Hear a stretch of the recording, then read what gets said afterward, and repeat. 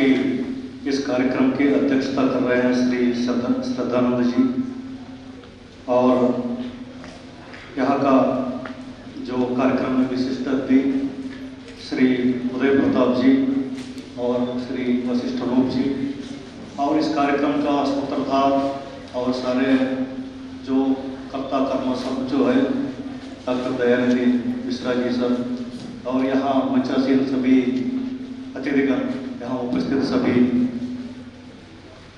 साहित्यकार और संभ्रांत लोग, सबके लिए मैं हृदय से आभार व्यक्त करता हूँ। ये मुझे एक अच्छा अवसर प्राप्त हुआ है, और डॉक्टर दयानिधि मिश्रा सर तो हमारा विभाग का ही है, क्योंकि थोड़ा सा हम लोगों का लगाव तो रहती है, तो एक साथ है का मुझे इस अवसर का मुझे ये अवसर प्राप्त हुआ, तो बहुत बहुत धन्यवाद सर, मैं हृदय से आभार व्यक्त करता हूँ। अब मैं बहुत हिंदी साहित्य में या साहित्य में बहुत ना बचपन में पढ़ा हूँ या ना अभी बहुत पढ़ रहा हूँ, बहुत जानकारी नहीं है, मगर जितना जानकारी है, जितना जो कुछ भी मैं पढ़ा था उसी से थोड़ा बहुत बोल के फिर इसके बाद मैं बच्चों से बात करना चाहता हूँ, क्योंकि वही एक साइलेंट स्पेक्टेटर्स है, बाकी सब हम लोग कुछ ना कुछ इधर उधर सिर हिला रहे थे जो लोग बोल रहे थे, और सब लोग जो है काफ़ी गहराई से बोल रहे थे, कुछ मेरा एंटीना से ऊपर भी निकल जा रहा है, कहीं पकड़ने का प्रयास कर रहा था, मैं पकड़ नहीं पा रहा था, मगर मेरा हालत उन लोग का भी होगा जो पीछे बैठे हैं, तो उनसे मैं ये बात करना चाह रहा था, खासकर आप लोगों के लिए जो पीछे बैठे हैं, जो मध्यकालीन जो साहित्य के बारे में अभी हम लोग चर्चा कर रहे थे, चाहे मध्यकालीन का बात करें या प्राचीन काल का बात करें या आधुनिक काल की बात करें, कोई भी काल, हम सभी काल में चाहे कोई भी युग हो, सारे हम एक चीज हमको भूलना नहीं चाहिए, हम ग्लोब का पार्ट है, मतलब हम विश्व का एक अंग है। ये ऐसा नहीं है हिंदुस्तान अलग है, यूरोप अलग है या अमेरिका अलग है, ये नहीं है। कैसे, मैं आपको बताना चाहता हूँ। जब मध्यकालीन में यहाँ आपका उत्तरादी में जो इतने लोग हैं, जैसा अभी सबने जो कई लोगों का बारे में बताया था, कबीर हो, तुलसीदास हो, रविदास हो, या कई जो यहाँ संत महासंत पुरुष है, संत साहित्य परंपरा एक यहाँ उत्तर भारत में जब चल रहा था, दक्षिण भारत में भी ऐसा एक परंपरा चल रहा है, इन्हीं के साथ साथ वो भी है। यहाँ जब कबीर थे, अब हमारा आंध्र प्रदेश में हमको योगी वेमना थे। योगी वेमना जितने यहाँ महान आपको ये कहा जाता है, कबीर जितना ऊंचाई स्तर पर है, मैं तो योगी वेमना को उतना ही बराबर को मैं मानता हूँ। आप लोगों को ये जानना होगा योगी वेमना का कंट्रीब्यूशन क्या है।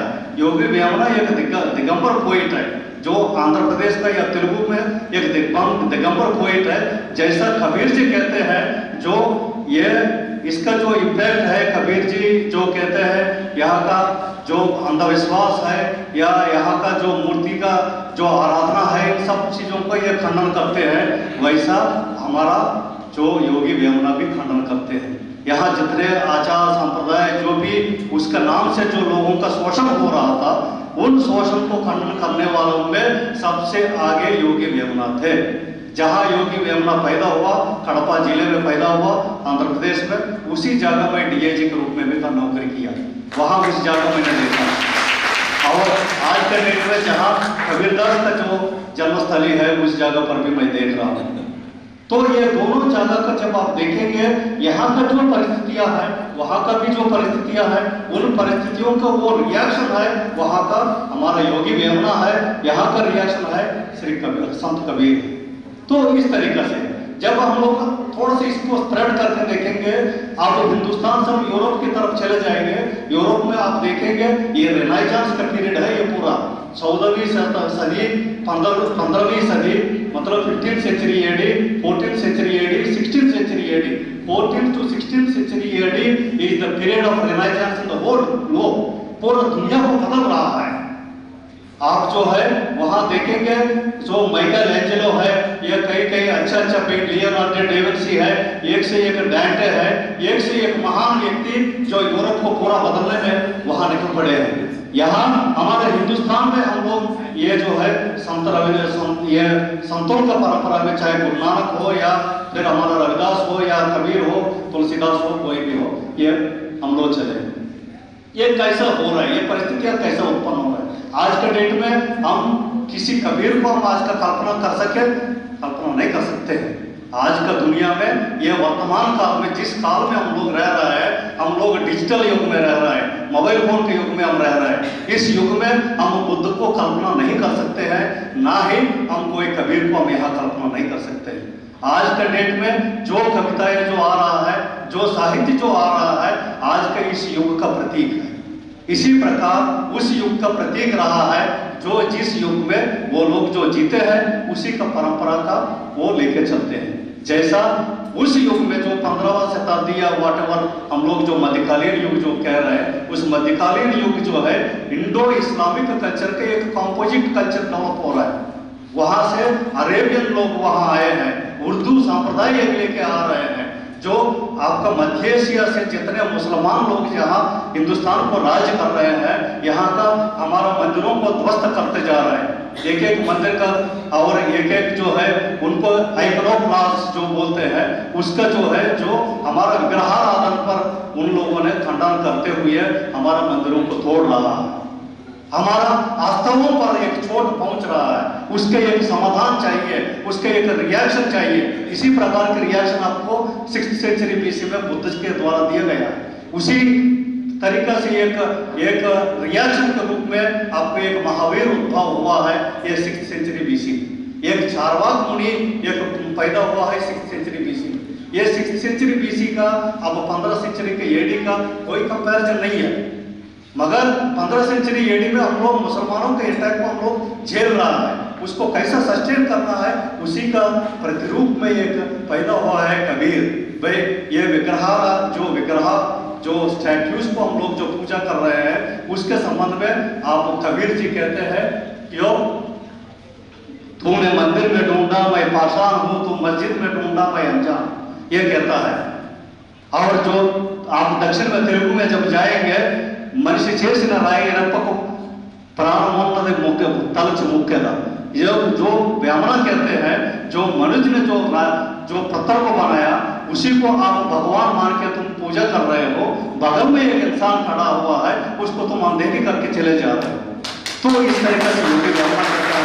तो यही चीज हमको एक तरफ ब्राह्मण बोल रहा है या चौथ में बोल रहा है, या एक तरफ हमको कबीर यहाँ जो बोल रहा है, दोनों एक ही बात है।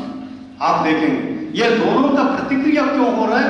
एक मुसलमानों को हम एक समाधान ढूंढ रहा है, एक मुसलमान कह रहा है, या वहां का जो सूफीइज्म भी, इसलिए आपको इस्लामिक कल्चर में जो सूफीइज्म डेवलप हुआ है, आप देखिए सूफीइज्म कहां से आई है। Sufism is representation of composite culture in India.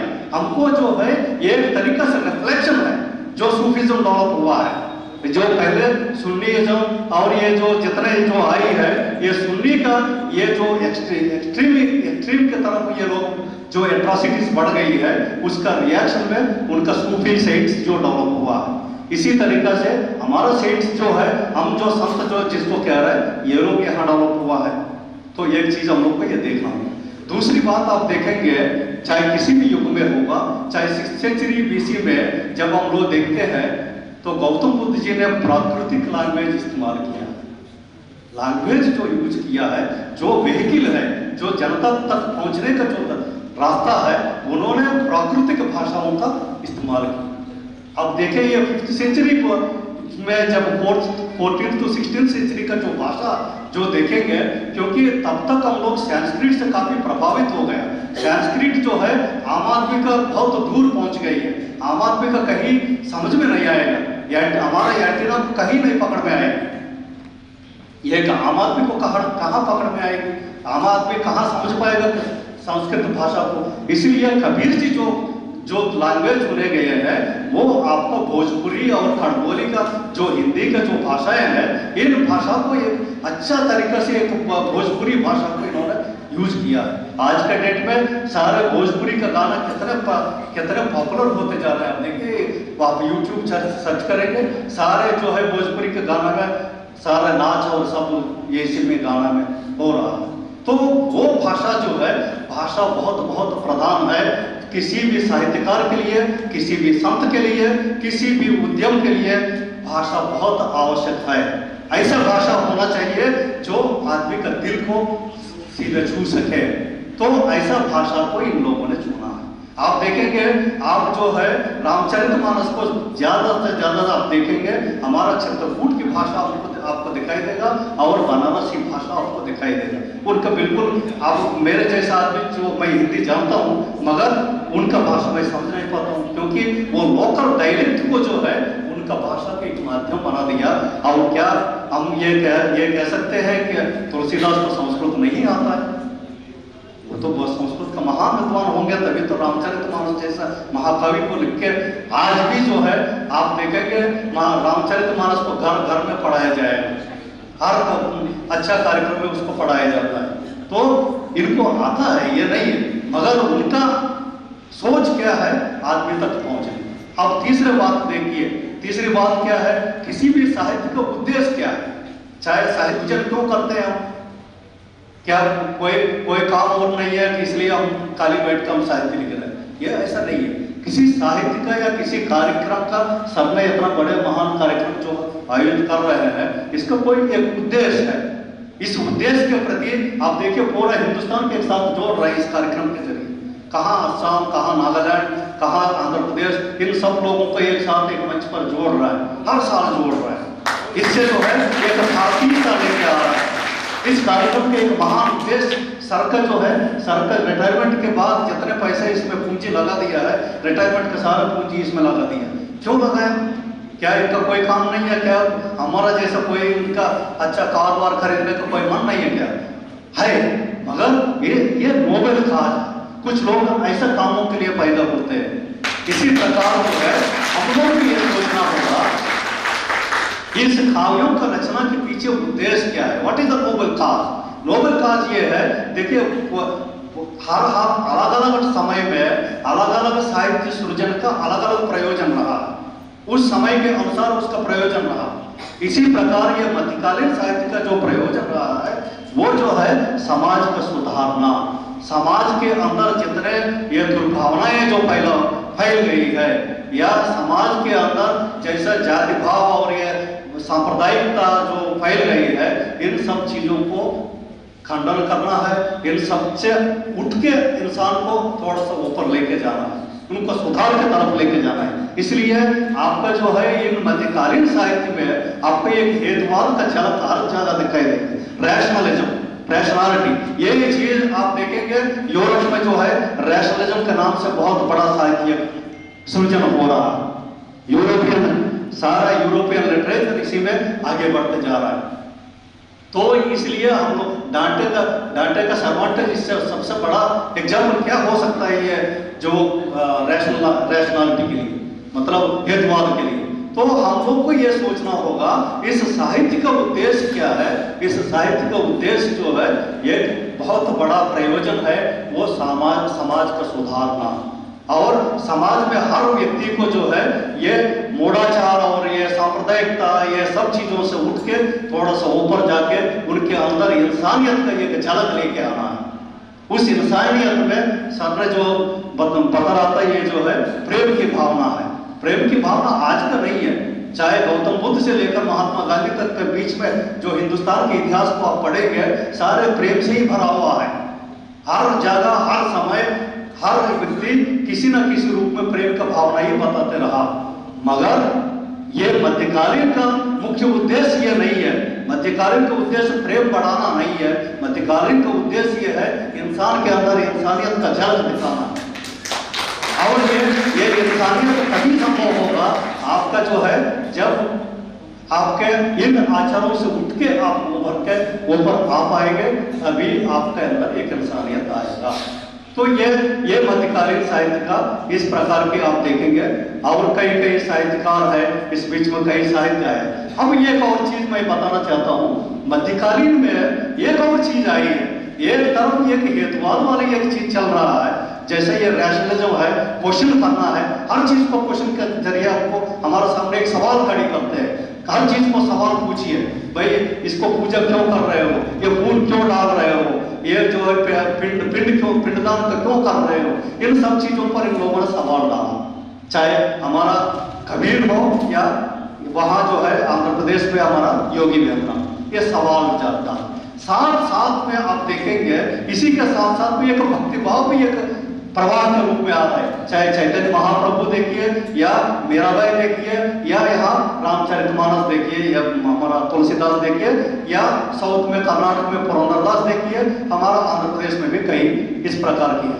ये एक तरह से भक्तिभाव को भी साथ में लेके चल रहे हैं मध्य, और आदमी के अंदर भक्तिभाव इस प्रकार के लेके आ रहा है, ये आचार संप्रदायों से उठ के एक अलग से भक्तिभाव लेके आ रहा है।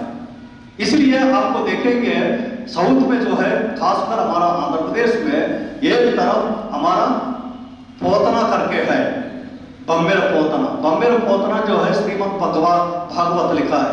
तो पलिकिड़ी भागवत मट पलिकिंचड़ वाడు రామభద్రుండట నే పలికిన వ్యవహారముకునట पलिकद वेरुंडगादने पलुकग नेला। तो ये जो है ये बम्बेर पोतना ऐसा कहता है, मतलब ऐसा भक्तिभाव कहता है जो मैं लिख रहा हूं मैं नहीं लिख रहा हूं, वो लिखवा रहा है, और जो मैं गा रहा हूं मैं कोई और गाना नहीं गा सकता हूं, सिर्फ वो भगवान का राम का गाना ही मैं गा सकता हूं, मैं कोई और गाना गाने का मैं सक्षम नहीं। तो ये इस प्रकार की एक भक्तिभाव, एक ये भक्ति का धारा, एक धारा साथ साथ में लेके चला है। ये मध्यकालीन का एक तरीके से जितना मेरा समझ में आई ये सारी चीजें मैं आपके समक्ष रख रहा हूँ। और साथ में जो साहित्य का भी एक अच्छा तरीका से एक सिमिलीज बहुत अच्छा यूज किया। आप देखेंगे मध्ययुग का जो सिमिलीज को आप हिंदी में क्या बोलते हैं मुझे आइडिया नहीं, कम नहीं मैडम, प्रतीक नहीं, प्रतीक मतलब सिंबॉलिज्म है, उपमान तेलुगु में भी उपमान बोलते हैं। तो ये उपमान को हम लोग जो है ये मध्यकाल में मध्यकालीन का सारे कवि, चाहे कबीर हो, चाहे वेमना हो, चाहे हमारा पोतना हो, सभी मध्यकालीन युग का जो कवियों में ये सिमिलीज को बहुत जबरदस्त यूज किया है। यदि आपको लिटरेचर पढ़ना है, इनका सिमिलीज को आपने पकड़ लिया है, आपसे बड़ा जानकार आदमी कोई हो ही नहीं सकता है, इतना बढ़िया सिमिलीज यूज किया है। तो ये इनका साहित्यिक प्रक्रिया को भी एक स्टडी करने लायक है। ये साहित्यिक विद्यार्थी लोग इस चीज पर आप लोग ध्यान दे सकते हैं। तो कुल मिलाकर ये आज का टॉपिक के संबंध में मुझे इतना ही कहना है। अब मैं स्टूडेंट से बात करना चाहता हूँ, आप लोग किसी आपका करियर के बारे में या आप लोग कोई और चीज मुझसे जानना चाहेंगे तो कृपया आप लोग let us make it 10-15 minutes interactive, आप लोगों से बात किया जाए। तो कोई आप अपना बात कहना चाहेंगे प्लीज बताइए।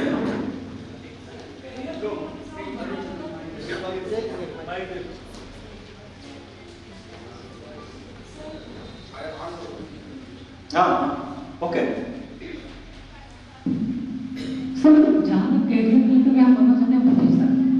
नहीं, थोड़ा सा दूर प्रोफेसर माइक थोड़ा सा इक्वल आ रहा है। हाँ हाँ बताइए। हाँ सर, ये कह रहे हैं कि आप प्रोफेसर बनना चाहते हैं। इधर आ जाओ यार,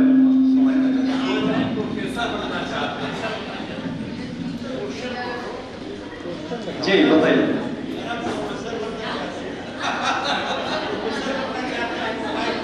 अच्छा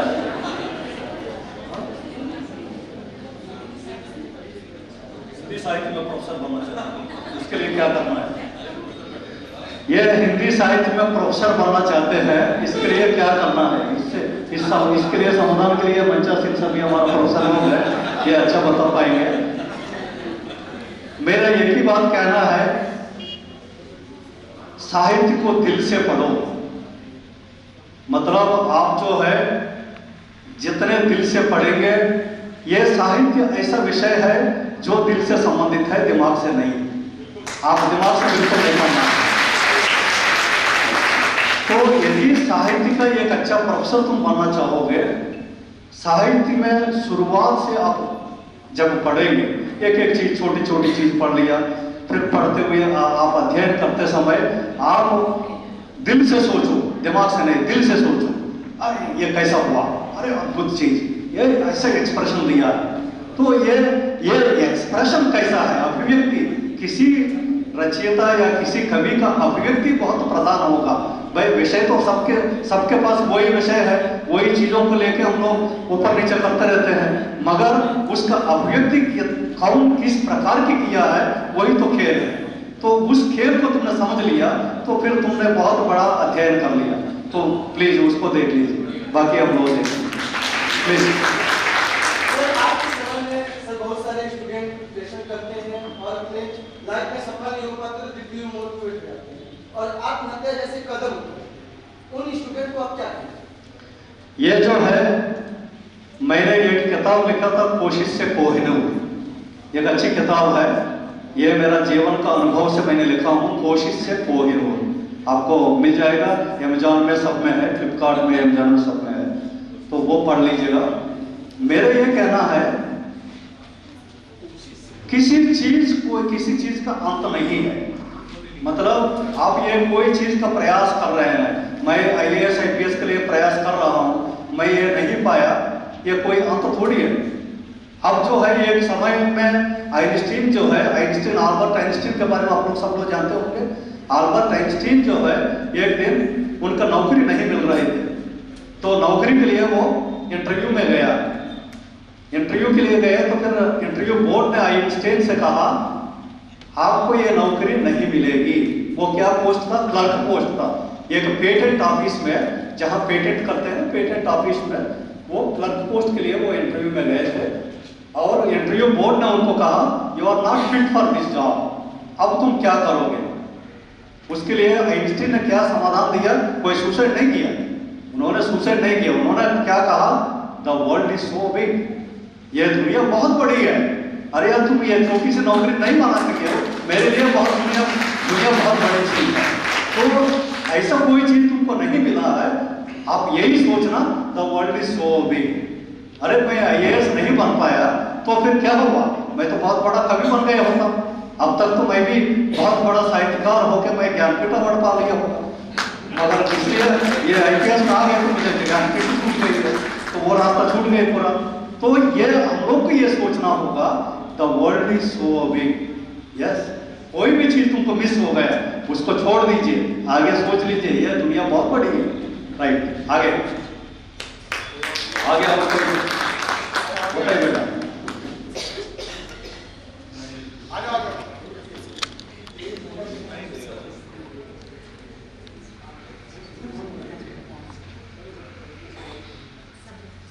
या प्लीज ऐसा बात कर लीजिए। हेलो सर, मैं IAS ऑफिसर का प्रिपरेशन करती हूँ और मैं आपसे ये पूछना चाहती हूँ कि सर सब लोग बोलते हैं कि इसके लिए दिल्ली जाना बहुत ज़्यादा ज़रूरी है, मतलब कि बाहर से कोचिंग करना, ऑनलाइन कोचिंग कोर्स करो या फिर बहुत बड़े बड़े क्लासेस में जाओ, तब जा करके ज़्यादा पहले सक्सेस होता है। पर सर क्या हम अपना वो माहौल अपने घर में क्रिएट करके क्यों नहीं कर सकते हैं? मेरा ये पूछना है, क्यों नहीं कर सकते हैं सर? ऐसा लोगों को क्यों मानना है? नहीं, सिविल सर्विस प्रिपरेशन के कह रहे या सिविल सर्विस प्रिपरेशन के लिए कहीं जाने का जरूरत नहीं है। इसलिए मैं कह रहा हूँ अब ट्रेंड बहुत बदल गई है। सिविल सर्विसेज जो है हर साल ट्रेंड बदल देता है। मतलब जो UPSC सिविल सर्विसेज एग्जामिनेशन का एक पैमाना ये है, इस साल जो क्वेश्चन पेपर का जो पैटर्न है वो अगले साल देखने को नहीं मिलेगा। अगले साल को एकदम उल्टा होगा, एकदम आप जो है कहीं कल्पना भी नहीं कर सकते हैं। इसलिए इस प्रकार के क्वेश्चन पेपर सेट करते हैं हम लोग जो है ये कोचिंग सेंटरों का चक्कर में ना पड़े। ये UPSC का एक मानसिकता ये है, हम लोग कोचिंग सेंटरों में पैसा ज्यादा खर्चा करने का आवश्यकता नहीं है। तो इसके लिए प्रिपरेशन कैसा किया जाए? Self preparation is the best preparation. आप जो है आप व्यक्तिगत रूप से अपना कमरे में बैठ के आप खुद प्रिपेयर कर सकते हैं। कैसे? आप जो है डेली न्यूज़पेपर पढ़ लीजिए, Hindu newspaper must and should पढ़ना चाहिए। कोई भी लड़का सिविल सर्विसेज को प्रिपेयर करेंगे the Hindu newspaper must. Second newspaper the Indian express. ये दो न्यूज़पेपर्स में आपको अच्छा आर्टिकल्स देते हैं, उसको जरूर पढ़ लीजिए। इसके अलावा आप जो है योजना मैगजीन एक आती है, योजना आप लोग देखे होंगे, योजना मैगजीन पढ़ लीजिए। और कुरुक्षेत्र मैगजीन एक आती है, ये पढ़ लीजिए। बस ये 4 चीजें रेगुलर पढ़ते रहिए। और उसके बाद आप एनसीईआरटी का जो टेक्स्ट बुक्स होंगे 11th और 12th का, ज्योग्राफी, पॉलिटी, इकोनॉमी और साइंस एंड टेक्नोलॉजी, ये सब चीजों के लिए आपका एनसीईआरटी किताब पढ़ लीजिए। आप पढ़ के तरीका क्या है मैं बता रहा हूँ, तरीका क्या है, खुद का नोट्स प्रिपेयर करें, प्रिपेयर योर ओन नोट्स।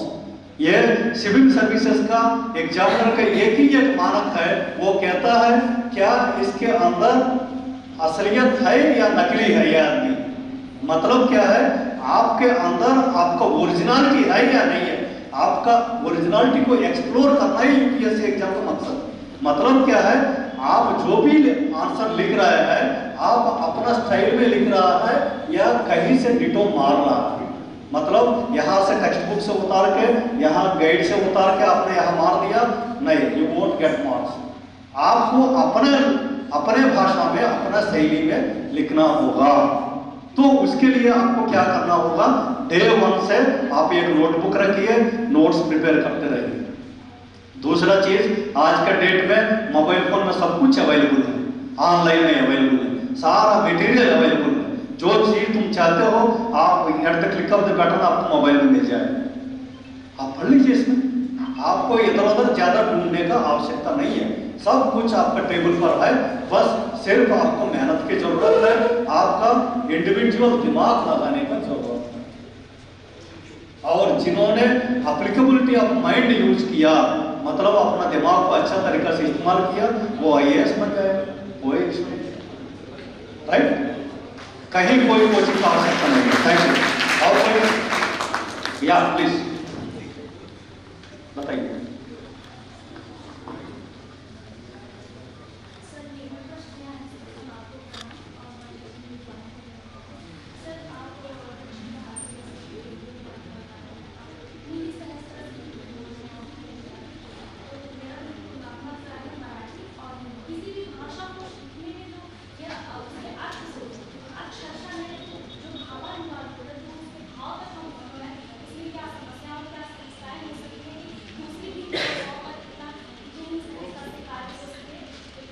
बहुत सुंदर प्रश्न पूछे हैं, बहुत बढ़िया। आपका ये कहना है कि आप जो है मराठी और हिंदी का कंपैरेटिव स्टडी कर रहे हैं और कितना सहजता के साथ आप जो है हिंदी को आप समझ पाएंगे। तो इसके लिए आपको मैं एक बात कहना चाहता हूँ। मैं जब डॉक्टर केदारनाथ सिंह का पोइट्री को मैं तेलुगु में अनुवाद किया, एक किताब मेरा पब्लिश हुई है, और उसको अनुवाद मैं कैसे किया हूं मैं बताऊंगा, वो ही आपका आंसर भी होगा। जब मैं आंध्र प्रदेश में मैं डिप्टेशन में था, 2015 से लेकर 20 तक मैं आंध्र प्रदेश में डिप्टेशन में गया था, वहाँ DG फायर सर्विसेज के रूप में मैं नौकरी कर रहा था। तो एक दिन ऐसा पुस्तक मेला लगी थी, पुस्तक मेला में देखने गया तो एक पत्रकार ने मेरे पास आया, उन्होंने कहा सर आप जो है, मैं एक किताब आपको भेंट करना चाहता हूँ। मैंने कहा ठीक है बताइए। तो उन्होंने 3 प्रतिनिधि कविताओं का, 3 कवियों का, हिंदी कवियों का 3 किताबें मुझे भेंट किया। अरे मुझे हिंदी वाला दिया, वो सारा हिंदी का, तीनों के प्रतिनिधि कविता है, तीनों हिंदी कवियों का, तेलुगु में कोई प्रतिनिधि कविताओं का किताब नहीं थी। तो मैंने लिया, उनसे लेकर मैं ऑफिस का मेरे पास रखा। फिर तीनों किताबों को मैं एक तो निराला का था, एक कोई आज्ञा का किसी का था, एक केदारनाथ सिंह। ये 3 किताब मेरा टेबल पर रखे थे। तो फिर 1-2 दिन देखा, 3 दिन देखा, मैंने कहा कि ये किताब मेरे सामने ही है, एक बार खोल के तो देखो। फिर खोल के देखा, समझ में नहीं आया, क्योंकि हिंदी का पोइट्री वो भी मैं समझना, ये तो हिंदी भाषा समझना ही थोड़ा बहुत मुश्किल हो रहा था। तो फिर मैं धीरे धीरे तीनों किताबें, तीनों बीच बीच में कौन सा समझ में आएगा या मतलब ट्राई किया। कहीं ना कहीं मुझे केदारनाथ सिंह का पोएट्री मेरा दिल को छू लिया। मैंने कहा ये दोनों किताब बगल में रखिए, पहले केदारनाथ सिंह को उठाया जाए, इसको देखते हैं। छोटी छोटी पोएम्स जैसे जाना कविता है, जैसा हाथ का कविता है, छोटी छोटी पोएम्स मैंने लिया। फिर उसको मैंने पहले पढ़ा, फिर मक्की का मक्की मैं हिंदी टू तेलुगु ट्रांसलेट किया उन 2-3 पोएम्स में। मुझे संतुष्टि नहीं मिला उसमें, मैं सही ट्रांसलेट नहीं किया, कुछ गड़बड़ है इसमें। मैंने सोचा इसको समझना कैसा, इसका पोइट्री को समझना कैसा, ये बहुत जरूरी है। जब तक समझेंगे नहीं तब तक मैं इस पर अंदर नहीं जा सकता हूँ। मुझे ये जरूर एहसास हुआ ये जो कह रहा है ये सही है, ये जो मैं समझ रहा हूँ वो नहीं है, वो कुछ और कह रहा है, वो चीज़ मुझे समझना वो कैसा। तो हो गया वहाँ से। फिर मैं वापस आ गया यूपी, मेरा पोस्टिंग हो गया चित्रकूट रेंज आईजी में। वहाँ एक दो हिंदी टीचर लोगों से संपर्क किया, फिर मैंने उनसे चर्चा की 2-3 पोएम्स के बारे में। उन्होंने 2 पोएम्स का एक्सप्लेन किया, तो सर इसका मीनिंग ये है।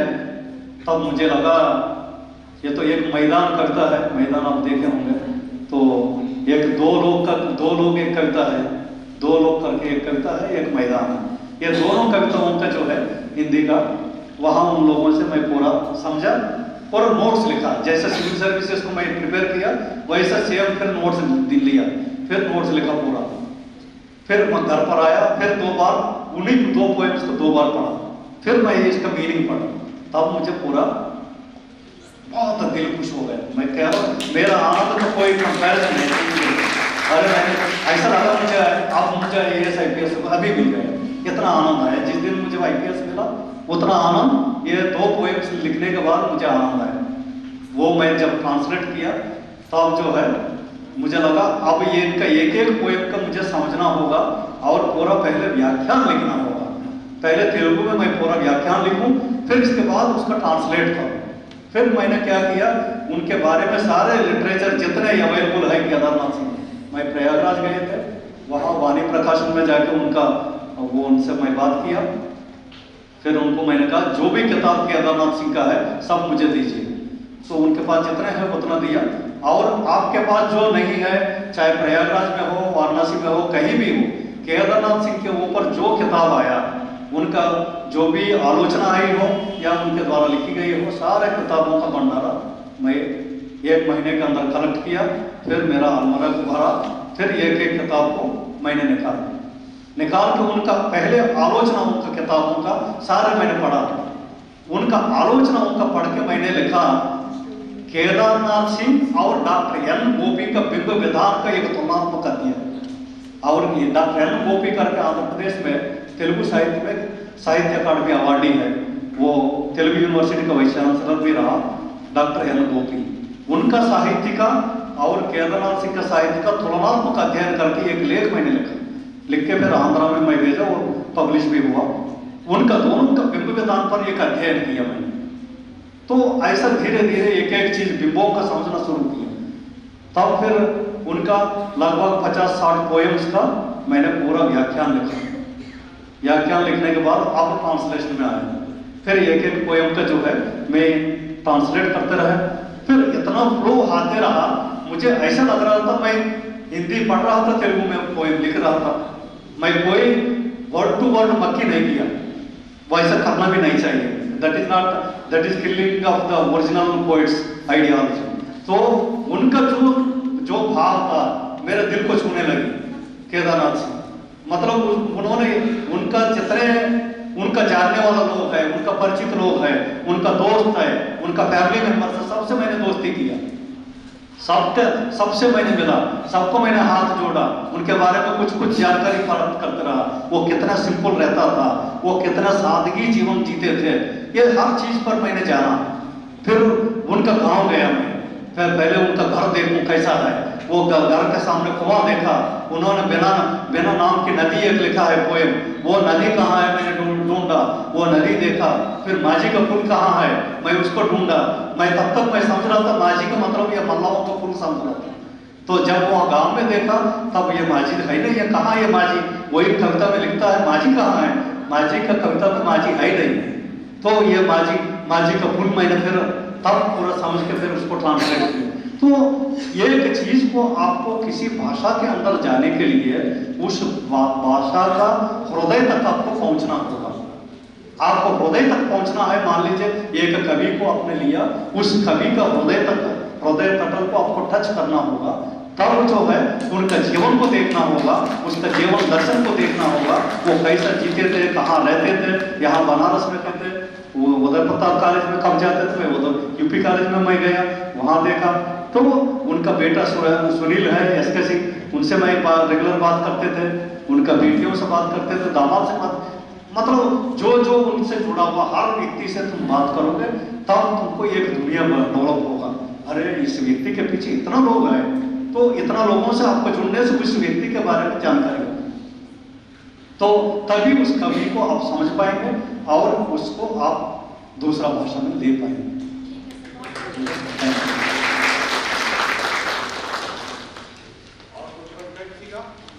कोई और पूछना हो तो पूछिए या बताइए।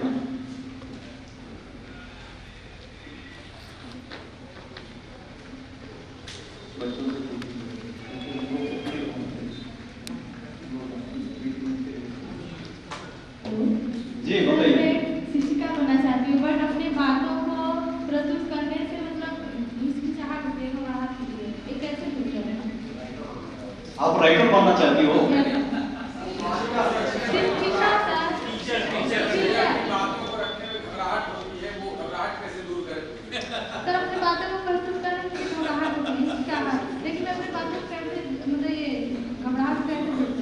नहीं, लिखने में घबराहट है या बोलने प्रेजेंट करने में घबराहट है?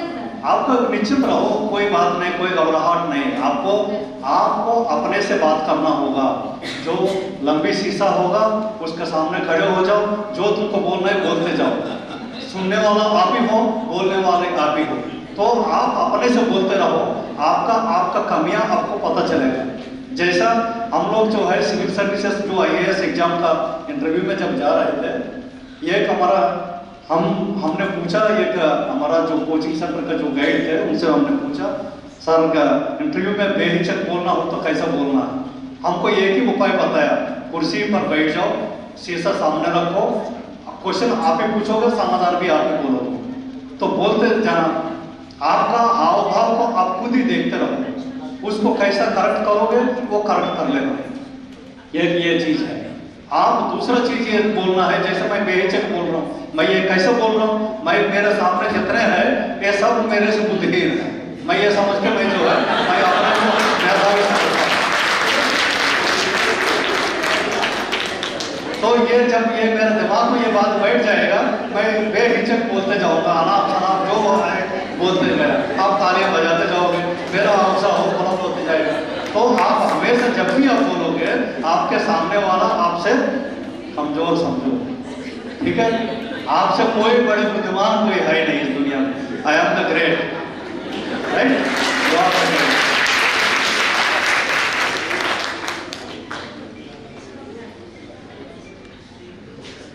अब कुछ बोलो, बस बोलो।